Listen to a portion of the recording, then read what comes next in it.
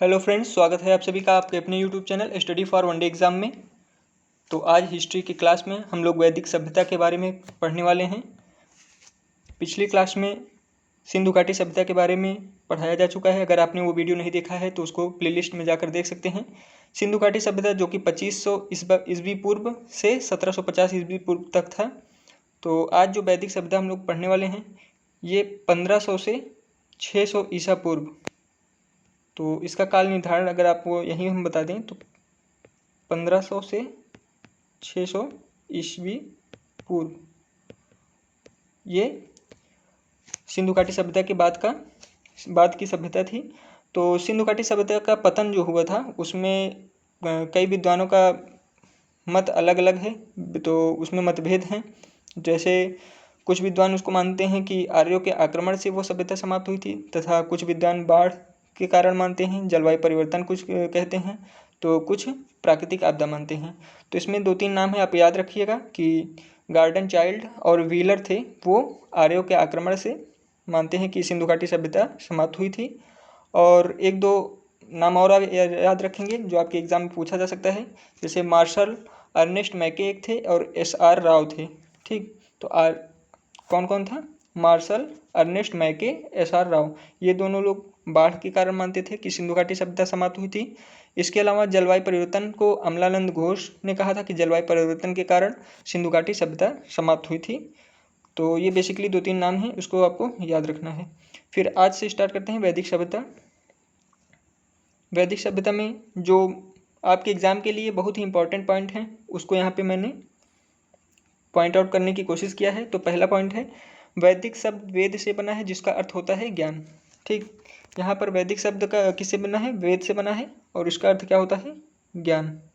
और वैदिक संस्कृति के निर्माता आर्य थे। कौन था? आर्य थे।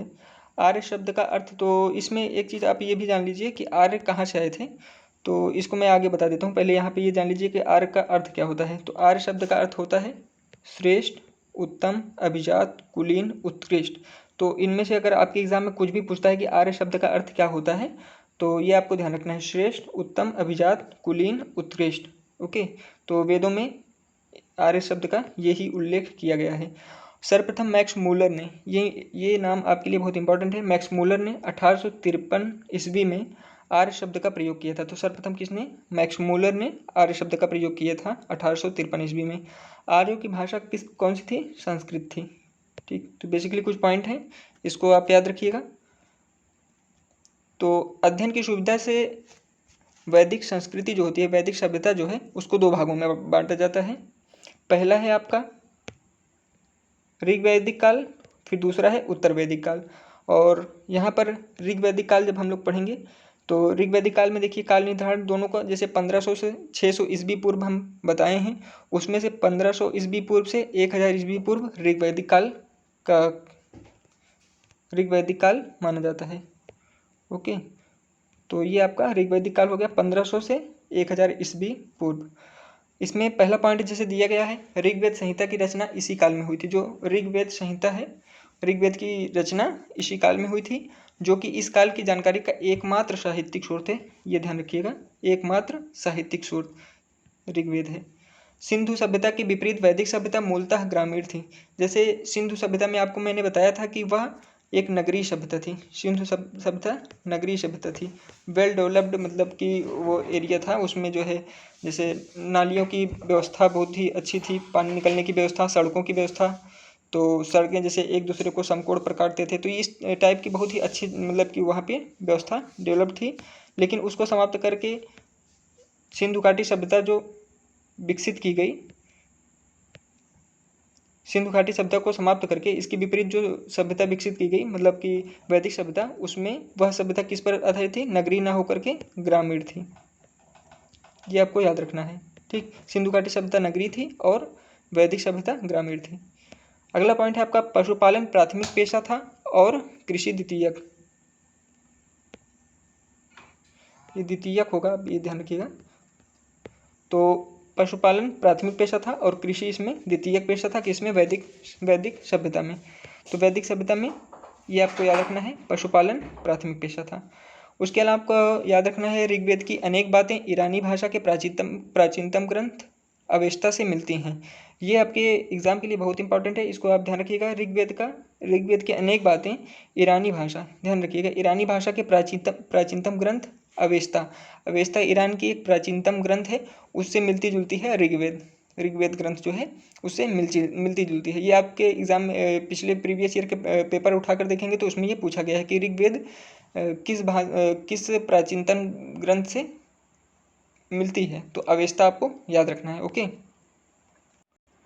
अब यहाँ पर ये देखिए कि जैसे बहुत तो इसमें विद्वान कई थे, वो इनके मूल निवास स्थान को लेकर भी उनमें मतभेद था। जैसे सिंधु घाटी सभ्यता के पतन होने में विद्वानों का मतभेद था, उसी प्रकार से ये आर्य कहाँ से आए थे, इनके जो है मूल निवास स्थल क्या था, उसको भी लेकर के विद्वानों में मतभेद है। तो इसमें जैसे सबसे ज़्यादा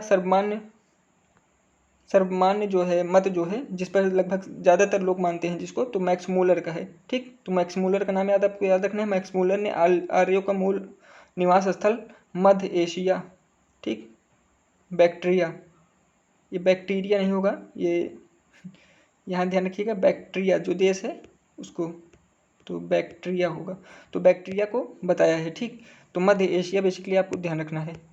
मैक्स मूलर ने क्या बताया है, मध्य एशिया, बैक्टीरिया। बाल गंगाधर तिलक ने आर्यों का मूल निवास स्थली को उत्तरी ध्रुव बताया है, ये भी आप ध्यान रखिएगा।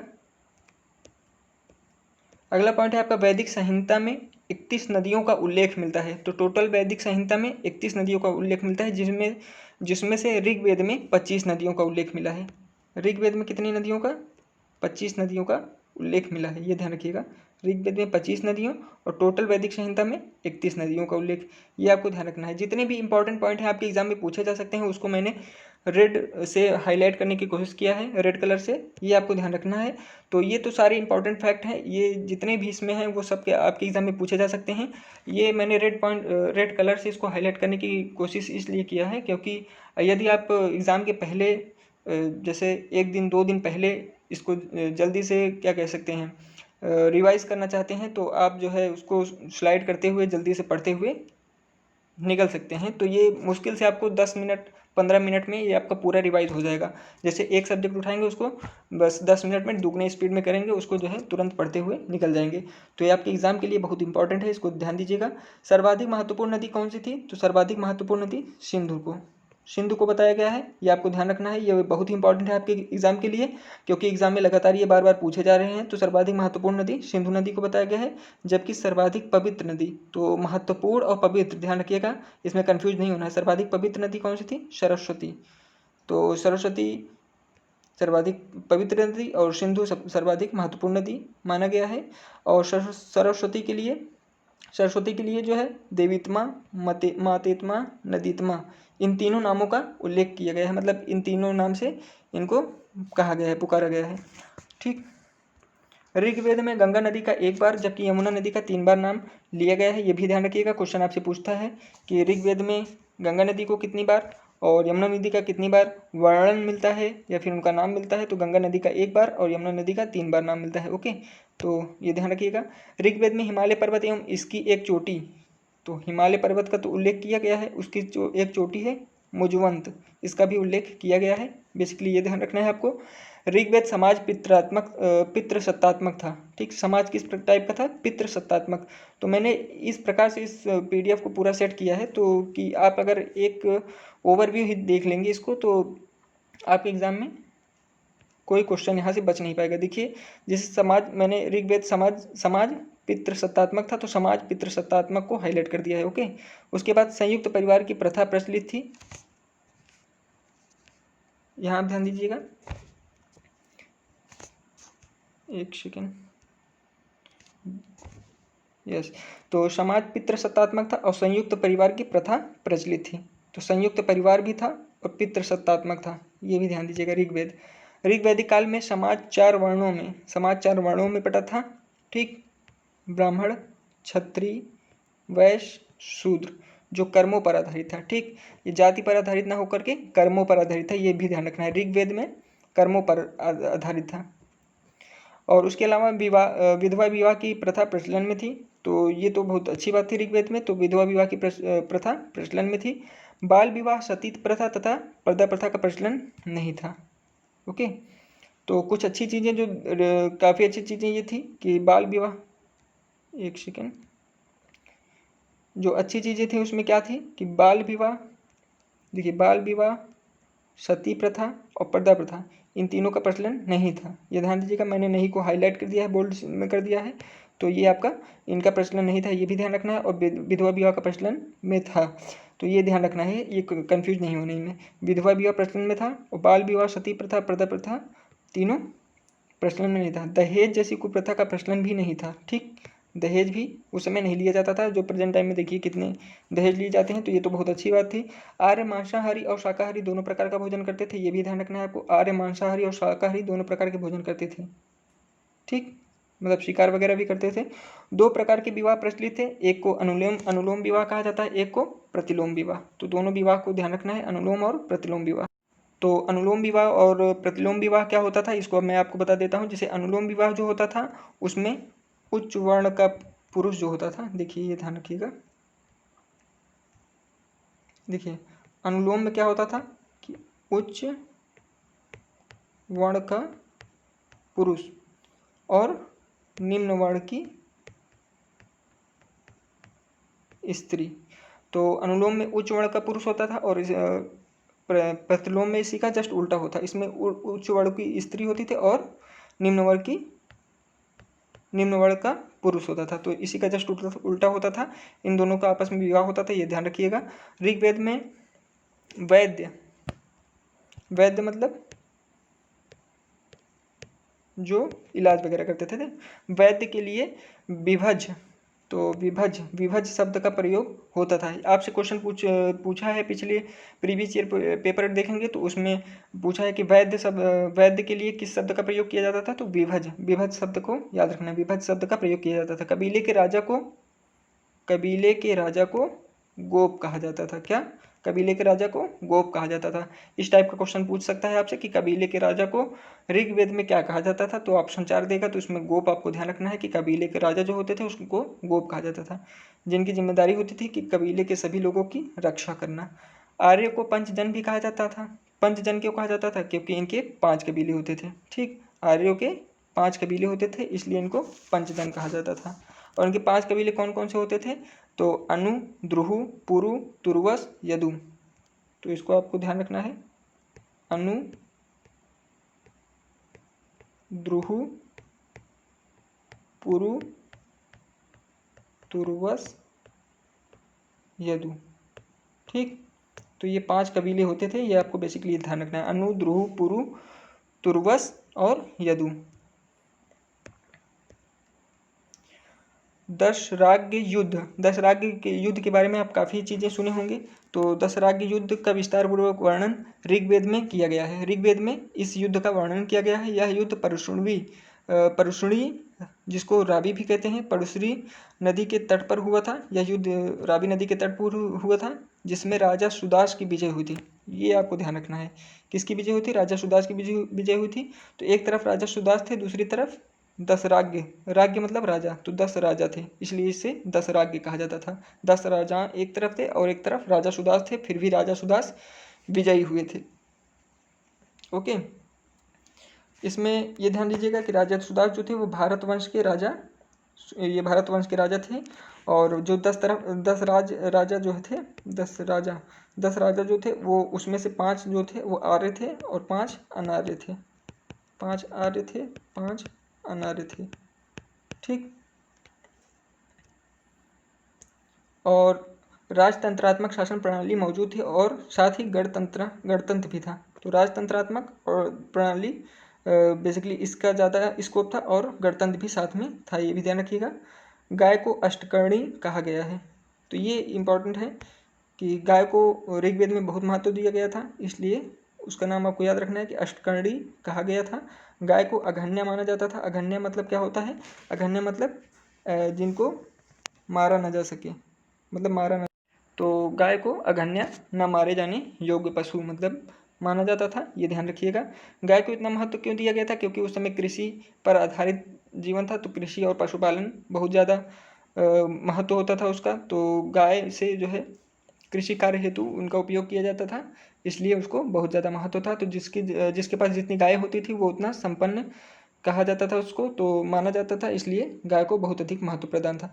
तो व्यापार मुख्यतः वस्तु विनिमय द्वारा होता था। जैसे प्रेजेंट टाइम में जो है पैसे दे करके हर चीज़ खरीद लेते हैं आप, इस टाइप का व्यापार नहीं होता था। तो वस्तु का विनिमय, जैसे किसी को गेहूं की ज़रूरत है और उसके पास चावल अधिक है, तो चावल को दे करके गेहूं प्राप्त कर सकता था जिसके पास गेहूं अधिक होता था। तो वस्तुओं का आदान प्रदान करके वस्तु विनिमय कर करके व्यापार होता था, ये ध्यान रखिएगा। इस काल के लोग लोहे से परिचित नहीं थे, तो लोहे से परिचित नहीं थे, ये आपको ध्यान रखना था। ये आपको ध्यान रखना है कि लोहे से परिचित नहीं थे। ठीक, आपसे क्वेश्चन पूछ सकता है कि ऋग्वैदिक काल के लोग किस धातु से परिचित नहीं थे? तो तांबा, स्टील, चांदी, लोहा, इस टाइप का देगा, तो आपको ध्यान रखना है कि लोहे से परिचित नहीं थे। ओके। ऋग्वैदिक कालीन कुछ नदियां हैं, इसको भी आप ध्यान रखिएगा। इनके प्राचीन नाम थे, इनका आधुनिक नाम पूछ सकता है, या प्राचीन नाम दे करके इनका ऋग्वैदिक कालीन नाम पूछ लेगा। जैसे आपको पूछेगा कि सतलज नदी का ऋग्वैदिक काल में क्या कहा जाता था? तो शतुद्री। ठीक, आपको इस टाइप से पूछ सकता है, और वितस्ता को मतलब इस टाइप से दोनों रो में पूछ सकता है, तो ध्यान रखिएगा। अस्कनी को चेनाब कहा जाता है, परशुणी को रावी, शतुद्री को सतलज, वितस्ता को झेलम, सदानीरा को गंडक, सिंधु को इंडस वैली सिविलाइजेशन सिंधु घाटी सभ्यता, इससे तो आपको क्लियर ही हो जाएगा। गोमती को गोमती गोमल सेम है लगभग, इसको ध्यान रखिएगा, ये तो आपको याद ही हो जाएगा। तो ये बेसिकली कुछ नदियां हैं, इनको याद रखना है, इनके प्राचीन और आधुनिक नाम। इसके अलावा आपको आर्य बहुदेववादी थे, ये भी ध्यान रखना है कि आर्य एकेश्वरवाद में विश्वास करते थे, लेकिन ये बहुदेव को पूजा करते थे, मतलब बहुत सारे देवता को मानते थे। ऋग्वेद में इंद्र को पुरंदर भी कहा गया है, ये ध्यान रखिएगा। ऋग्वेद में इंद्र जो थे उनको पुरंदर कहा गया है, और इनको 250 सूक्त इंद्र को समर्पित हैं। तो 250 सूक्त में इंद्र का वर्णन किया गया है। इंद्र आर्यों के सर्वाधिक महत्वपूर्ण देवता थे। आर्य के सर्वाधिक महत्वपूर्ण देवता कौन थे? इंद्र थे। गायत्री मंत्र का उल्लेख ऋग्वेद के तीसरे मंडल में है, ये आपको ध्यान रखना है कि तीसरे मंडल में गायत्री मंत्र का उल्लेख किया गया है। क्वेश्चन आपसे पूछा है कि गायत्री मंत्र का उल्लेख किस ऋग्वेद के किस मंडल में किया गया है? तो 10वें, 5वें, 6वें, तीसरे ऐसे देगा, तो तीसरे मंडल में किया गया है। इसके रचनाकार कौन है? विश्वामित्र। ठीक, इसके बाद आपका 2 पॉइंट और बचता है। सोम देवता का उल्लेख ऋग्वेद के 9वें मंडल में है, ये भी एग्जाम के लिए आपके बहुत इंपॉर्टेंट है। सोम देवता का उल्लेख 9वें मंडल में है। ऋग्वेद के प्रथम और 10वें मंडल की रचना सबसे बाद में की गई थी, तो ये भी ध्यान रखिएगा। ऋग्वेद में प्रथम और 10वां मंडल जो था वो सबसे लास्ट में जोड़ा गया है। ठीक, उसके बाद आपका आ जाता है उत्तर वैदिक काल। उत्तर वैदिक काल में जैसे उसमें ऋग्वैदिक काल में 1500 ईस्वी पूर्व से 1000 ईस्वी पूर्व, तो ये उसके बाद का है उत्तर वैदिक काल। तो 1000 ईस्वी पूर्व से 600 ईस्वी पूर्व। ठीक, इसमें क्या क्या पॉइंट है इसको देख लेते हैं। उत्तर वैदिक काल से लौह प्रौद्योगिकी युग की शुरुआत होती है, तो उसमें लोहे से लोग परिचित नहीं होते थे। ऋग्वैदिक काल में लोहे से लोग परिचित नहीं थे, लेकिन इसमें लौह प्रौद्योगिकी युग की शुरुआत हो गई, तो इसमें लोहे का प्रयोग होने लगा था। और लोहे के लिए क्या क्या नाम दिया गया था, मतलब किस किस शब्द का प्रयोग हुआ था, ये आपसे एग्जाम में पूछा गया है। तो श्याम अयस और कृष्ण अयस, इसका प्रयोग लोहे के लिए होता था। ठीक, इस काल के अध्ययन के लिए चित्रित धूसर मृदभांड एक महत्वपूर्ण साक्ष्य है। ठीक, ये भी आपको ध्यान रखना है। इसके अलावा आपका नेक्स्ट है, उत्तर वैदिक काल में वर्ण का आधार कर्म पर आधारित न होकर के जाति पर आधारित था। उत्तर वैदिक काल में जो वर्ण होता था, जो 4 वर्ण बटे हुए थे, ब्राह्मण, क्षत्रिय, वैश्य और शूद्र, इस वर्ण का आधार जो उस समय कर्म पर था, ये उत्तर वैदिक काल में, उसमें मतलब ऋग्वैदिक काल में वर्ण व्यवस्था जो था वो कर्म पर आधारित था। ठीक, लेकिन यहाँ पर कर्म पर आधारित ना होकर के यहाँ पर जाति पर आधारित हो गया था।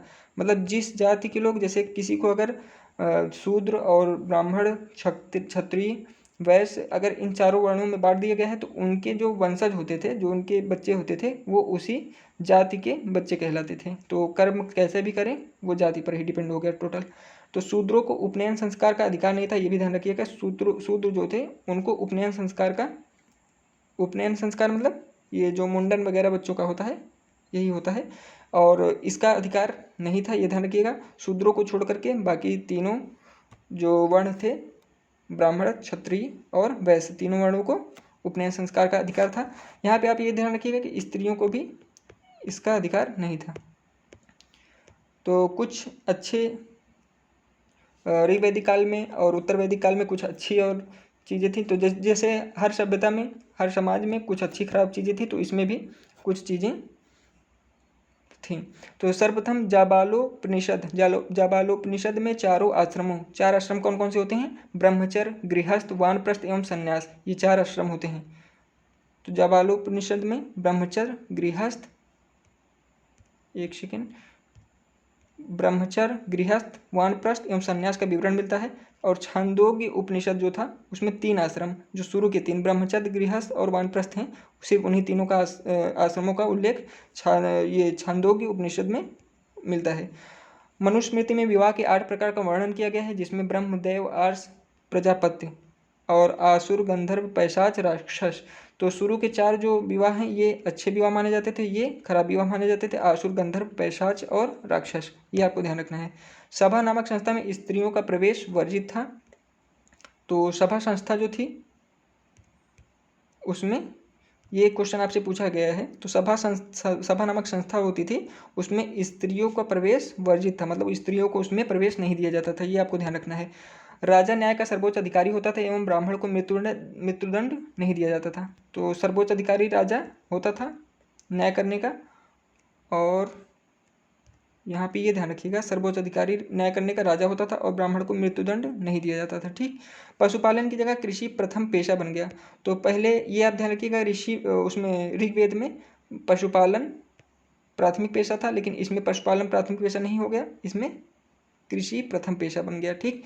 कृषि का प्रथम पेशा बनने का रीज़न मेन यही था कि इसमें लौह का मतलब लोहे का बहुत अत्यधिक प्रयोग होने लगा। तो जो हल वगैरह होते थे वो लोहे से बनने लगे इसलिए, और उपज जो है बढ़ गई। पहले इन लोहे का प्रयोग नहीं हो पाता था, तो ये कृषि बहुत अच्छे से नहीं हो पाती थी, तो लोहे का प्रयोग इसमें होने लगा, इसलिए कृषि प्राथमिक पेशा बन गया। कृषि पर डिपेंड लोग ज़्यादा हो गए, उपज भी ज़्यादा होने लगी।